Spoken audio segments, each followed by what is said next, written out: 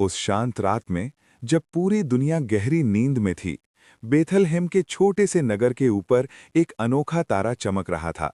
उसका प्रकाश किसी साधारण तारे जैसा नहीं था। वो स्वर्ग से आया हुआ एक दिव्य संकेत था।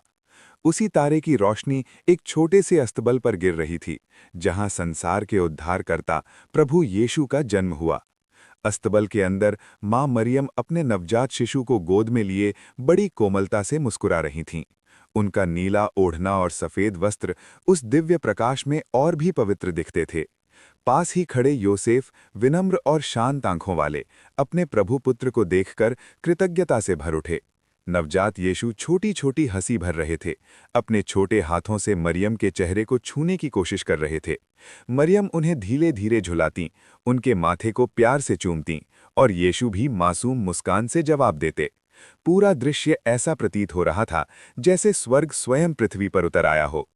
कुछ ही देर में पास के चरवाहे अपने छोटे छोटे लालटेनों के साथ वहां पहुंचे। जैसे ही उनकी नजर बालक यीशु पर पड़ी, वे आश्चर्य और श्रद्धा से घुटनों पर गिर पड़े।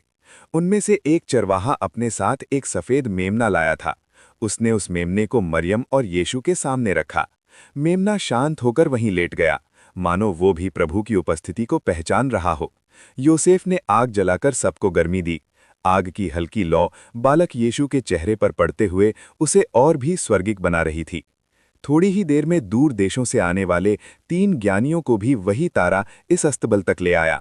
राजसी पोशाकें, सुनहरी डिब्बे और झुके हुए सर, सभी प्रभु यीशु के सामने आकर झुक गए।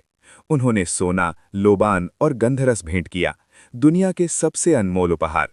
उसी क्षण स्वर्गदूत ऊपर प्रकट हुए, कुछ वीणा बजाते हुए, कुछ फोल्डेड हाथों से स्तुति करते हुए।